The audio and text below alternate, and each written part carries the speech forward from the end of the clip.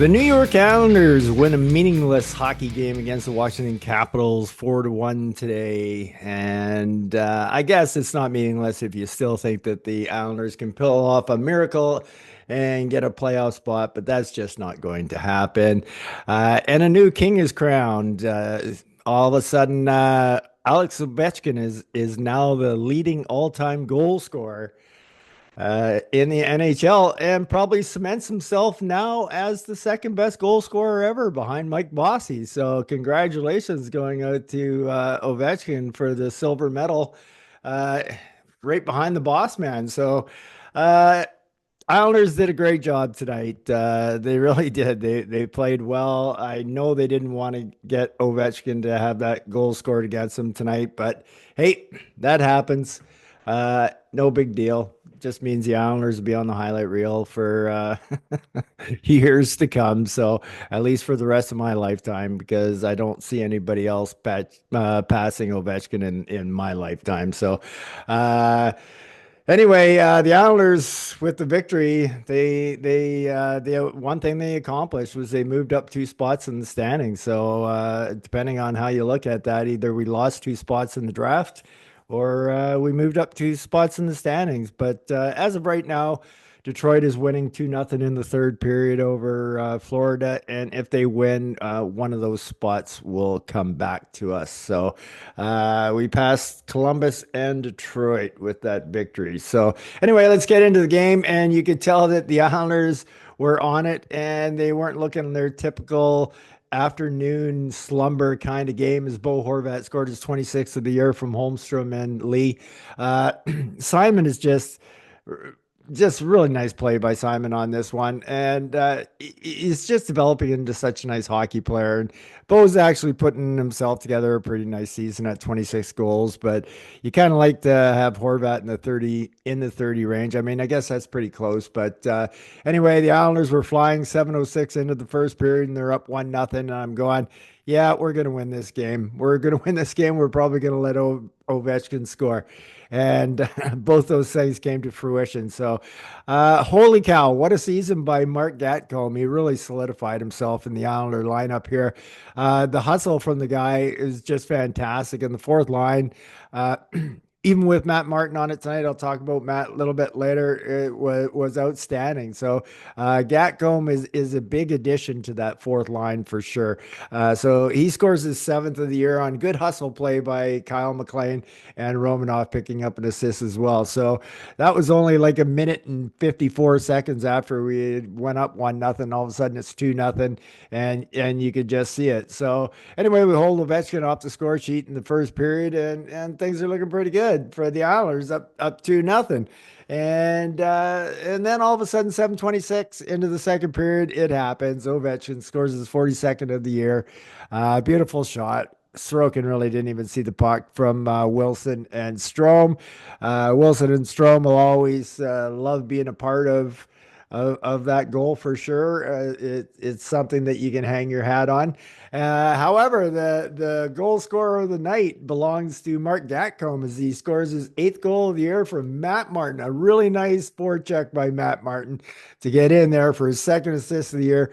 And Kyle McLean picking up another assist. So two assists tonight for McLean. All of a sudden, the Islanders are up 3-1, and Gatcomb has stolen the show. But just a lot of good hustle by Gatcomb to get both the goals. So he had plenty of opportunities as well to get a hat. He really did. He had about three that I could count that he had a pretty good shot at getting a goal. So good effort by Gatcomb. I think he solidified himself a spot on the Islanders for sure next season.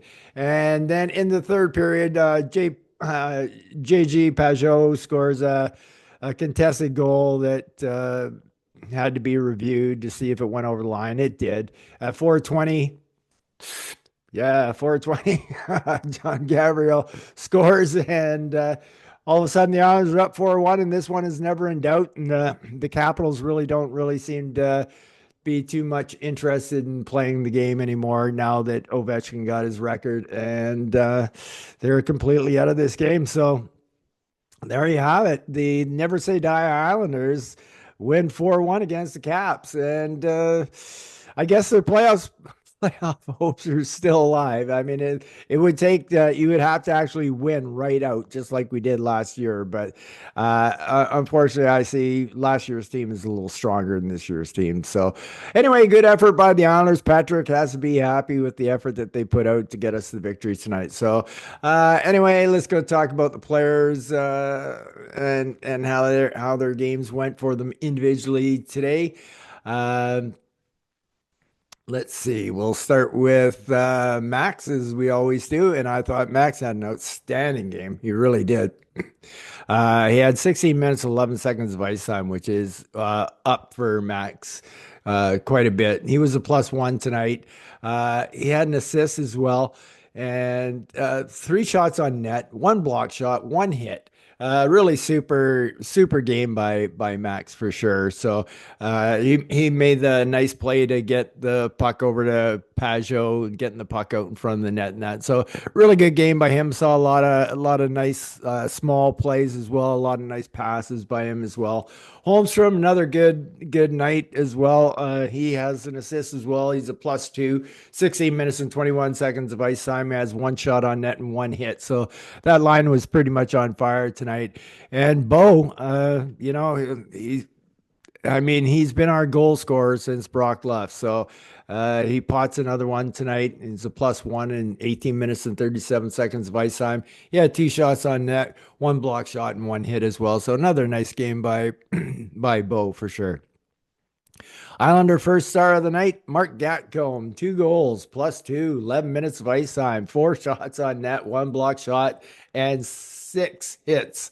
Six hits. Now that's a game. That's a you can always tell your kids about that game where Ovechkin scored the record-breaking goal, and you had two goals and six hits and four shots on net, and you were actually the star of the game. So, really nice game by Mark Gatcomb tonight, and Matty Martin probably definitely his best game of the year. What a fantastic assist he got. Beautiful forecheck, and then to make such a nice pass. Matty was +2 tonight. The fourth line was absolutely stellar. Matt had two hits as well. I just thought he was fully engaged and got more ice time than he normally gets, 9 minutes and 39 seconds. So well done, Matt.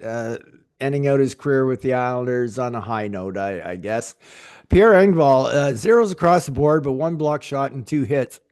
But still, just an outstanding game by Pierre tonight. Yeah, like he's so noticeable. He's making things happen out there. He also his forechecking and his defense, and I really like the way he's using the size of his body in that, and he's so controlling the puck down in the offensive zone that I just love it. He had a couple of great opportunities to score tonight, and he also made a couple of really nice passes to set up people to score goals that didn't as well. Hudson Fashing, 13 minutes and 46 seconds of ice time. If there's one person that I can see sort of that I definitely think that we can improve on is Hudson Fashing's spot. Kudos to Fashing. I mean, he is what he is. He's a fourth liner. He trucks along really hard, but you just want a little bit more out of him. I mean, he's pushed up to the third line right now, and he's still not really producing, and we're not really getting anything from him. I mean, he had one shot on net, two hits tonight. Like I said, doing good fourth line things, but I really think like you want to get a player like a Gatcomb, uh, another Gatcomb over a Fashing, if that makes any sense at all. Palms, I just thought was a pretty average, okay game tonight. He had a penalty, only one shot on net, was kind of. Just a very average game for him, not very noticeable. Wasn't bad or anything along those lines, but just wasn't really as engaged tonight as a lot of the other Islanders were.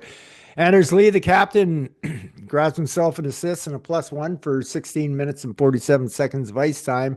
He had one shot, one block, and also one hit as well. So fairly good game by Anders. It's always nice to see the boys come in a plus, even Washington's one goal that they scored tonight was on the power play, so there's going to be no minuses on the team. But it's always nice to pad your stats with some pluses.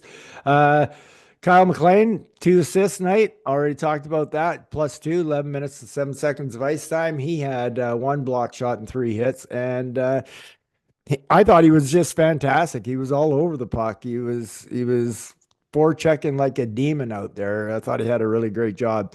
Pajot, even though Pajot scored a goal, I didn't really think he was that overly engaged in the game. He was a plus one, 60 minutes and 38 seconds of ice time.